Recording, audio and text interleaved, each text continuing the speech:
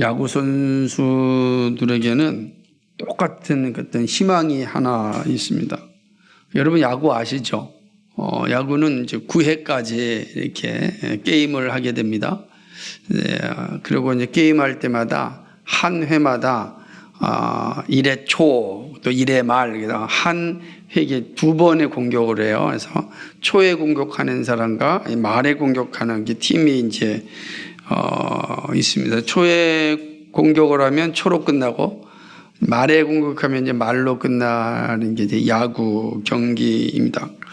그래서 야구 선수들은 1회 초에 점수가 많이 나서 지고 있다고 해서 낙담하지 않아요. 이 모든 야구 선수들이 가지고 있는 그런 어떤 꿈 같은 게 하나 있는데 뭐냐면 야구는 9회 말 투아웃부터다. 뭐 이런 얘기입니다. 뭐 지고 있던 팀들이 또 9회 말이 되었고 이제 투아웃 돼서 한 번만 아웃되면 다 끝나는데 그 투아웃에 또 열심히 이렇게 안타를 쳐가지고 역전을 하는 그런 모습들이 종종 있기 때문입니다. 그래서 야구는 정말 9회 말 투아웃 시작이다라는 말이 정말 틀리지 않는 것을 종종 보게 됩니다. 그래서 이제 그때까지 이제 하죠. 여러분 9회 말 투아웃에 역전을 하면 얼마나 짜릿할까요? 또 지고 있는데 마지막 아웃 카운트 하나 남겨놓고 역전을 시켰다. 아마 이루 말할 수 없는 희열과 기쁨이 아마 있을 겁니다. 여러분 혹시 살면서 이런 역전의 기쁨과 어떤 즐거움을 좀 누려본 적이 있습니까? 운동을 한 것들 아니 뭐 어떤 삶 속에도 이런 역전의 기쁨, 역전의 흥분이 혹시 있었는지 모르겠습니다. 아마 역전의 기쁨을 확실하게 느낀 사람을 역사 가운데 한번 찾으라 라고 하면 오늘 우리가 살펴보고 있는 에스더와 모르드게는 빠지지 않을 겁니다. 그죠? 에스더와 모르드게는 정말 역전이 무엇인지를 몸으로 체험하였고 정말 그 기쁨을 만끽하였던 그런 사람인 것입니다. 그죠? 죽음의 나무가 기쁨의 나무가 되었습니다. 모욕받던 자리에 있었던 그런 모르드게가 가장 큰 영광을 받는 자리에 이르게 됩니다. 이거 뭐 정말 그럴 날이 올까라고 상상하지도 않았을 텐데 정말 역전이 돼서 한 사람은 뭐 의기양양하다가 정말 완전히 몰락하는 인생이 되었고 정말령 죽음의 경각까지 이뤘던 사람이 가장 높은 영광의 자리에 올라가는 것을 보게 되는 것입니다. 우리가 살펴봤듯이 에스더와 유다 민족을 몰살하려고 하였던 그 바사의 이 권력자였던 하만은 심판을 받아서 이제 멸망을 합니다. 아주 끔찍한 최후를 이제 맞이하게 됩니다. 역사를 보게 되면은 항상 이렇게 왕의 권한을 이용해서 자신의 욕망과 그 권력을 누리려고 했던 사람들이 참 많습니다. 그런 사람들의 마지막은 항상 끔찍하고 참 비참함을 이제 보게 됩니다. 누구도 예외가 없이 그러한 비참한 모습을 이제 볼 수가 있습니다. 아마 하만이 그러한 사람들 가운데 하나임에 이제 틀림이 없습니다. 하만은 자신의 계획이 다 탄로났고 자신이 행한 이 일로 인하여서 자신이 죽음에 이르는 그러한 상황에 이르게 된 것입니다. 하지만 하만의 몰락이 모든 것이 끝은 아닙니다. 왜냐하면 이미 모든 지역에 그러니까 아수르의 왕이 다스리는 지역 127도에 이 하만이 써서 보낸 조소가 이미 도달하였기 때문입니다. 하만의 조소는 무엇입니까? 유다인들을 아달월의 13일에 죽이라 라고 하는 것입니다. 12월 13일 죽이라고 하는 조서가 이미 다 배달되었습니다. 그죠? 다 전달되었고, 이제 그 날짜만 기다리고 있는 겁니다. 특별히 이 아각 자손들, 아말렉 자손들, 이 하만의 이 족속들이 이제 아주 시간만 기다리고 있는 겁니다. 그날 조서에 찍힌 대로 이제 유다인들을 몰살시킬 겁니다. 그날을 준비하고 있는 거죠. 그런데 이 조서를 보냈던 하만은 죽었습니다. 자, 하만은 죽었지만 조서는 살아있는 상황입니다. 여전히. 왜냐하면 바사의 모습이 그렇습니다. 그러니까 이 에스더가 이 사실을 알고 왕 앞에 나아갑니다. 왕 앞에 나가서 우선 모르드게가 자기와 어떤 관계에 있는 사람인지를 밝힙니다. 그러자 왕이 이 모르드게를 기쁨으로 이제 맞이합니다. 그리고 에스더가 왕 앞에서 하만이 한 일에 대하여서 이야기를 합니다. 하만이 유다민족 전체를 죽이려고 이렇게 왕을 꾀어서 조서를 보냈습니다. 이 조서를 철회하게 하옵소서라고 합니다. 철회하게 해달라라고 이야기를 하는데, 이 바사에는 왕의 명령이 한번 선포되면 철회할 수가 없습니다. 철회해달라고 하였지만 철회할 수 없는 상황이 주어졌습니다. 그러자 이 아하수르 왕이 에스더와 모르드에게 어떻게 이야기합니까? 내가 하만도 죽었고 하만의 모든 집을 너희에게 맡겼으니까 너희가 원하는 대로 조서를 써서 보내라라고 하는 거예요. 이 장면을 보면 조서를 철회하다라는 단어는 없고 너희가 조서를 써서 보내라라고 이야기합니다. 아마 앞에 썼던 모든 조서를 철회하라라고 하는 명령이 담긴 것이었을 것입니다. 그러나 이제 앞으로 살펴보겠지만 그런 내용보다 더 중요한 내용을 모르드게가 담습니다. 어떤 내용을 담냐면 이 모르드게가 모르드게한테 조서를 쓰라고 하였으니까 모르드게가 조서를 쓰고 왕의 반지로 도장을 탁 찍습니다. 그 내용은 유다인들이 스스로 자신을 방어할 수 있다라고 하는 조서입니다. 자신들을 치려고 하는 세력들에 대하여서 스스로 방어하고 그리고 자신들의 대적들을 쳐서 죽일 수 있는 그러한 권한을 왕이 주었다라고 하는 조서입니다. 그러니까 스스로 자치권을 가지고 있다라고 하는 그런 조서입니다. 이거 완전히 다른 내용이죠. 그러니까 수동적인 것이 아니라 매우 적극적으로 대적할 수 있는 그러한 왕의 명령을 모르드게가 씁니다. 그리고 이 조서를 빨리 보냅니다. 12월 13일이 가까이 왔기 때문이기도 하지만 127도니까 그 도달하는 게 얼마나 멀겠어요. 그러니까 빨리 보내야 돼요. 그래서 왕이 사용하는 준마, 왕이 말이니까 얼마나 좋겠습니까?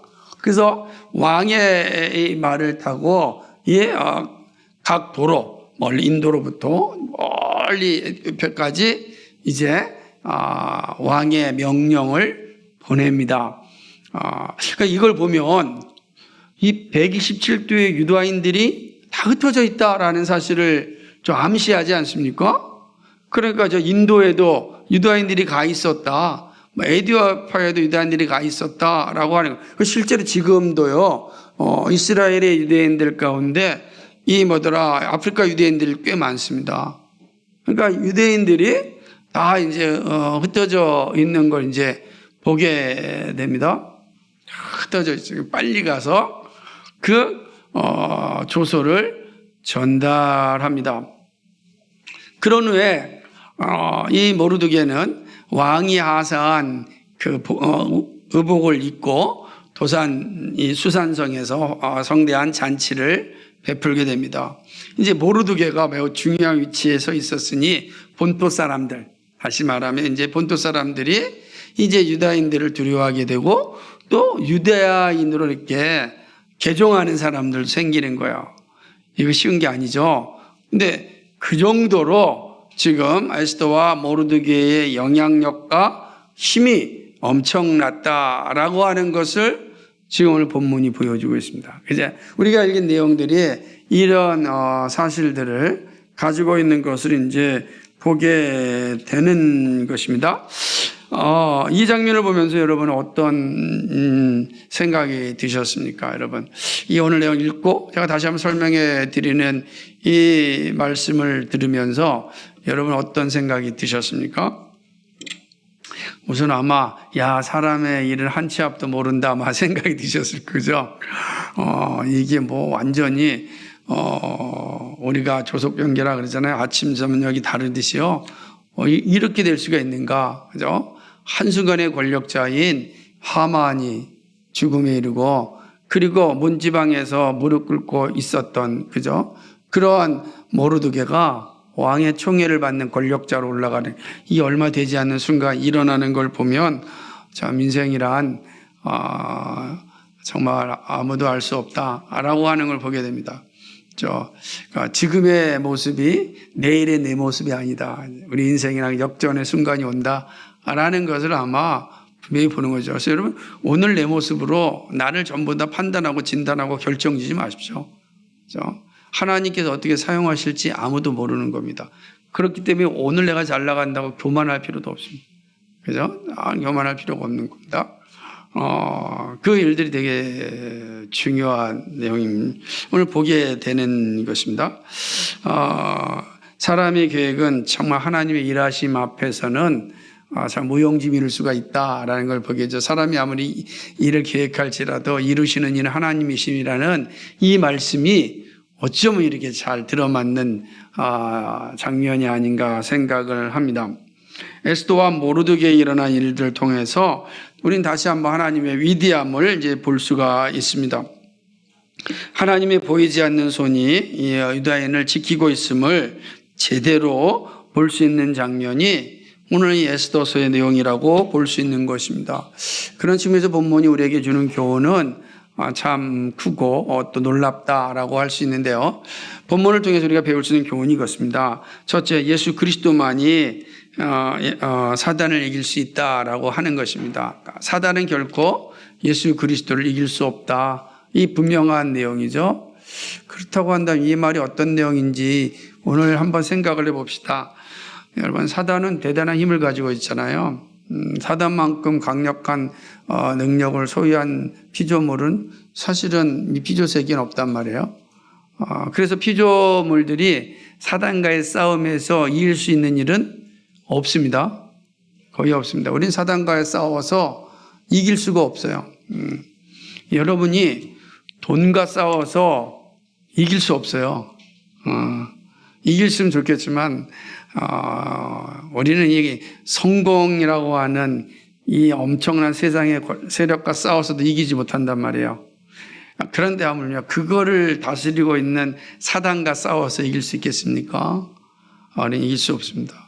그만큼 강력한 힘을 가지고 있는 게 사단인 것입니다. 그래서 하나님 나라를 혼란스럽게 만듭니다. 사단은 하나님보다 더 좋은 곳을 내가 너에게 주겠다라고 유혹을 합니다. 그리고 실제로 이 땅에서 그 권세를 아주 마음껏 펼치고 있습니다. 그죠? 하만이 그런 사람이죠. 하만이 모든 걸 다 줄 수 있는 것처럼 행동하지 않습니까? 그죠? 왕보다 결코 높지 않은데 마치 왕이 할 수 있는 모든 권세를 다 가지고 있다 이렇게 생각을 하는 것이죠. 그래서 자신이 가지고 있는 권세로 온갖 불법을 행하였습니다. 권세라는 것은 섬기라고 주었지만 하만은 자신의 욕망을 위하여 마음껏 사용하였습니다. 누구도 하만을 이길 수 없을 것 같았습니다. 대단한 권세죠. 이런 권세는 역사 속에 수없이 나타납니다. 제가 얼마 전에 한국사 이야기를 들으면서 재미난 내용을 보았어요. 여러분, 그 선조대왕이 죽고 광해군이 왕이 되지 않았습니까? 그죠? 역사상 가장 악한 왕 중에 한 사람을 광해군이라잖아요. 그래서 군이라는 이름을 주는 거예요, 군. 그러니까 왕을 보게 되면은 조선시대는 조가 있고 종이 있잖아요. 그죠? 조라고 하는 거는 왜 뭐 태조, 그리고 또 세종 이렇게 할까요? 이 차이는 다른 게 아니거든요. 조를 쓸 때는 그 나라를 새로 세운 사람, 그러니까 혁혁한 공로가 있어서 완전히 나라를 세운 사람, 그래서 조를 쓰는 거예요. 그러나 이제 사람들의 덕이 되고 또 나라를 잘 이끌어간 사람들은 이 종이라는 후를 붙이는 거예요. 그러니까 조는 아무에게나 붙이지 않죠. 조선시대 조가 몇 명 없습니다. 그래서 뭐 만약에 이제 반정을 일으켜서 새로 나라를 세웠다 그러면 조가 됩니다. 그래서 인조 반정할 때 인조가 되는 거예요. 물론 이제 자기의 그 아들들이 자기의 아버지의 이 업적을 다 높이기 위해서 조로 세우기도 합니다. 선조 같은 경우 또 이렇게 되는 거죠. 그런데요, 어쨌든 이 광해군 때 정말 아주 악한 왕이었는데 이 악한 왕의 옆에는 누가 있었냐면 김계시라고 하는 상궁이 있었습니다. 이 김계시 상궁이 이 비선실세가 돼가지고 온갖 이 불법을 다 행한 겁니다. 무시무시한 불법을 행하였습니다. 후궁들이요 김계시한테 뇌물을 주면서 왕과 동침할 수 있는 시간표를 먼저 해달라고 할 정도였어요. 그러니 뭐 권력자들 이 김계시라는 상궁, 김계시는 선조가 죽고 난 뒤에 광해군이 왕이 될 때 가장 큰 일을 했던 사람이에요. 그런데 얼마나 이 일을 했냐면 결국 김계시가 그 영창대군도 죽이고 수없이 많은 사람들을 죽여요. 바로 임목대비의 부모 가족들을 다 죽이는 아주 악한 일을 하면서 권력을 다 가졌죠. 권력을 그렇게 사용하면 안 되잖아요. 근데 결국은 그가 마지막에 인조반정 때 가장 먼저 죽임을 당합니다. 가장 먼저 죽임을 당합니다. 하만도 마찬가지. 권력을 준 거는 모두에게 잘 섬기라고 했는데 하만이 그 짓을 하지 않았습니다. 아주 악한 짓을 한 것입니다. 여러분, 이 땅의 현실을 보면 하나님이 보이지 않는 것처럼 악이 아주 창궐하고 있습니다. 사욕에 물든 권력자들의 횡포만이 아닙니다. 정신질환자들의 의한 범죄가 지금 이곳저곳에서 일어나고 있습니다. 우리나라는 총이 없으니까 대신 지금 칼을 가지고 범죄가 들썩이는 있는 것입니다. 단지 이런 범죄만이 아닙니다. 온갖 사기범들이 난무합니다. 보이스피싱 같은 참 끔찍한 이 악한 범죄자들이 얼마나 많이 있습니까? 도대체 이러한 범죄들이 왜 생겨날까요? 여러분, 이런 범죄들이 왜 생겨난다고 생각하십니까? 여러분은 하고 있지 않지 않습니까? 그런데 왜 세상은 이런 악한 범죄들이 정말로 난무할까요? 여러 가지 이유가 있을 것입니다. 여러 가지 이유를 얘기하고도 있습니다. 저는 그런 것 가운데 하나는 세상이 공평하지 않다라는 생각 때문입니다. 공의롭지 못한 세상에서 나 혼자 정직하게 사는 것이 무슨 의미가 있느냐는 생각입니다. 이럴 때 바른 세계관이 세워지지 않는 사람들은 세상을 불평하고 사람을 향하여 해를 끼칩니다. 여러분, 종종 그 사람들이 나는 힘든데 웃고 행복하게 사는 저 사람을 보니까 못 견뎌서 내가 법형을 저질렀다라는 소리를 일반적으로 듣고 있지 않습니까? 지금 다 그래요. 그럼 그런 사람들이 왜 그런 생각을 가졌는가? 자기는 정직하게 살아도 얻을 수가 없는데 이 세상을 보니까 정의롭지 못하고 공의롭지 못한 놈들이 잘 먹고 잘 살더라. 그럼 여러분 어떻게 하겠습니까? 여러분은 그러한 세상을 향하여 어떤 마음을 품겠습니까? 일반적으로 세상은 불평하고 불만하고 막 욕하고 난리 치겠죠. 그리고 나도 기회만 되면 그런 방식으로 한몫 하겠다라는 생각을 가질 겁니다. 그러나 그리스도인은 그러지 않죠. 하나님께 탄식하고 하나님께서 이 암울한 생각, 이 불의한 세상을 바로잡아 달라고 기도할 것입니다. 비록 나 혼자라도 이 세상과 맞서 이길 수는 없지만 정직하게 살 수 있는 힘을 달라고 기도하고 저 아픈 사람들의 마음을 치료해 줄 수 있는 그러한 삶이 될 수 있게 해달라고 기도할 겁니다. 그렇죠? 세상은 우리와 다릅니다. 그렇게 생각하지 않죠. 만약에 그 생각이 잘 균형 잡히지 못하면 세상 모든 사람들은 다 악한 일을 행하는, 남을 향하여 해를 가하는 그러한 자리로 나가게 되는 것입니다. 그런 것은 세상이 죄에 대하여 생각하지 않기 때문입니다. 사람이 죄인이라는 인식을 하지 않습니다. 그러다 보니까 이해도 못하고 해결도 없습니다. 여러분, 세상은요, 법으로 유지되는 데는 한계가 있습니다. 인간의 정신이 무너지면 더 이상 법이 작동하지 않습니다. 악한 세상의 현실이고 종말을 향하여 가는 세상의 모습입니다. 아무리 법이 좋으면 뭐합니까? 정신이 망가지면 법이 작동하지 않는 겁니다. 그래서 뭐죠? 법보다 내 감정이 우선되는 겁니다. 법보다 주먹이 앞서게 되는 거죠. 주먹이 앞서는 거는 깡패나 양아치들이 나겠지만은, 그러나 이 엄청난 해를 가하는 거, 그죠? 불특정 다수를 향하여서 해를 가하는 건 정말 심각한 상황이죠. 완전히 망가진 인생이거든요. 모든 것이 깨어졌기 때문에 나타나는 일이다라고 하는 것이죠. 이러한 세상의 문제를 어떻게 해결하겠습니까? 여러분, 세상이요, 이 문제를 해결하려면 인간이 죄인이라는 인식을 가져야만 되는데 결코 갖지 않습니다. 갖지 않으니까 다 표피적인 해결만 하는 거예요. 임시방편이란 말이에요. 언제든지 터질 수밖에 없는 거예요. 언제든지. 그러니까 자꾸만 어떤 사회복지를 잘하면은 사람들이 좀 괜찮아지겠다라는 생각을 갖습니다. 그러나요?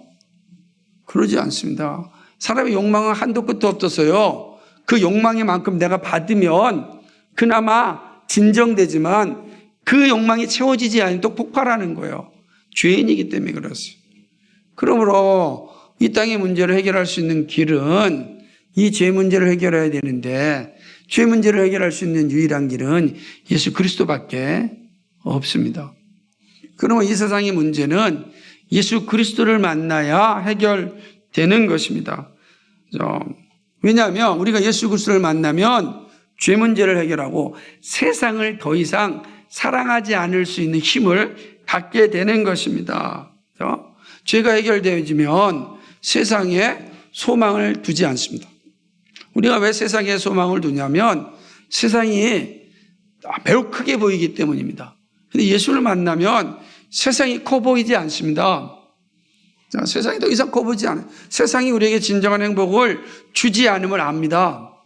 권력이, 물질이 나에게 진정한 행복을 주지 않음을 아는 것입니다.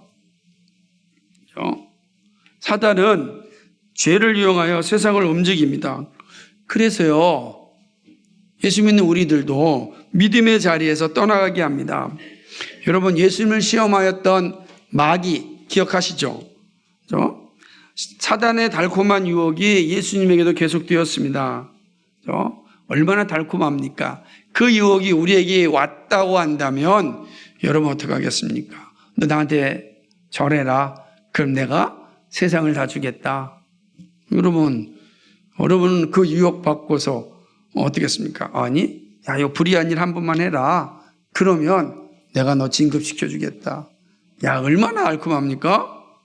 지금 그 해병대 사령관 사건이 지금 난리치지 않습니까? 정직하게 행하려고 하는 군인과 그거를 정직하지 못한 방법으로 막으려고 하는 군인들 사이의 모습을 보십시오. 상명하복이 생명인 군대에서도요, 불의한 일 앞에 저항하지 않습니까? 쉬운 게 아닙니다. 저항한다. 좀 대단한 분이에요, 저항한다는 게. 그렇죠? 여러분, 사단은 끊임없이 죄를 이용하여서 이 세상을 움직이고 있습니다.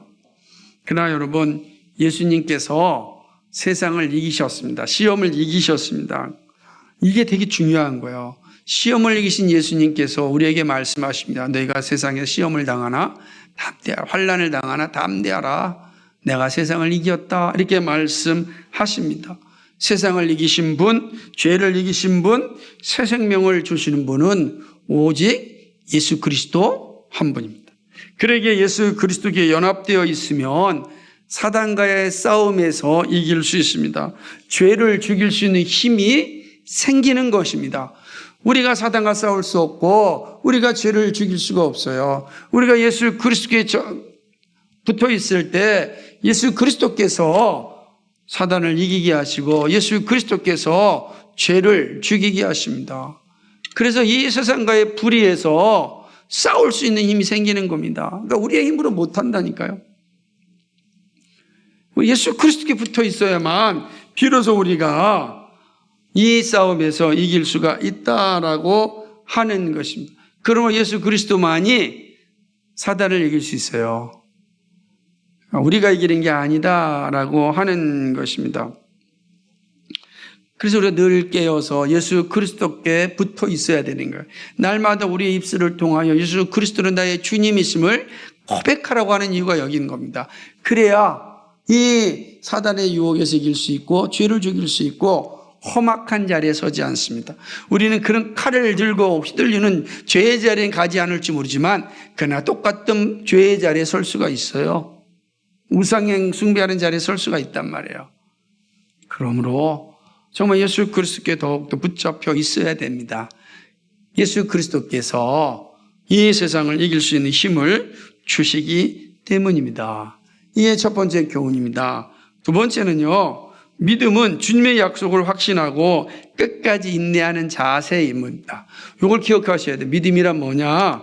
주님의 약속을 확신하고 끝까지 인내하는 이 자세가 믿음입니다.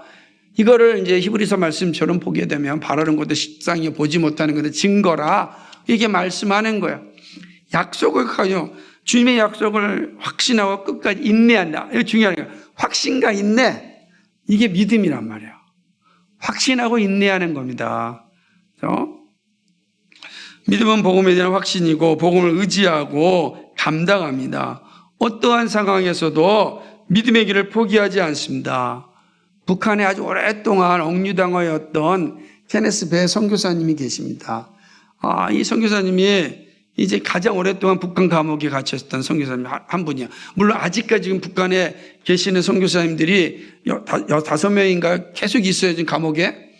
근데 케네스 배 선교사님이 오랫동안 이제 북한 감옥에 있었어요. 외부와 소통할 수 있는 것은 편지뿐이었습니다. 미국에 이제 가족들이 있으니까 미국으로 이제 편지는 왔다 갔다 하는 거예요. 왜냐하면 그건 인권이니까 해야 되는 겁니다. 그래가지고 미국에 편지가 왔다 갔다 하는데 언제 북한 감옥에서 나올지 모르지 않습니까? 그런데 그 베이네스베 이 선교사님도 대단한 믿음을 가졌지만 그의 어머님이 정말 대단한 믿음을 가졌어요. 그 자식에게 편지를 보내면서 이런 편지를 썼습니다. 다니엘의 새 친구와 같은 믿음을 가지라. 그렇죠? 다니엘의 새 친구와 같은 믿음을 가지고 인내하십시오. 그리 아니하실지라도 주님을 부정하지 말고, 그죠?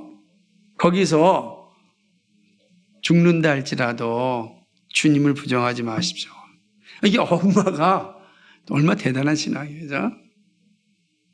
참, 케네스 배 선교사님 책도 번역되어 있을 텐데, 우리가 한번 생각해야 될 모습입니다. 그러니까 어떻게 이게 가능한가? 그는 하나님의 약속, 주님의 약속을 확신하는 거예요. 그리고 인내하는 겁니다. 그 약속이 성취될 때까지 인내하는 것. 그게 믿음이에요. 확신하고 인내하십시오. 확신하고 인내하십시오. 이것이 우리로 하여금 이 세상과의 싸움에서 이기게 하는 것입니다. 에스더와 모르드게는 민족의 몰살 앞에 있어야 했습니다.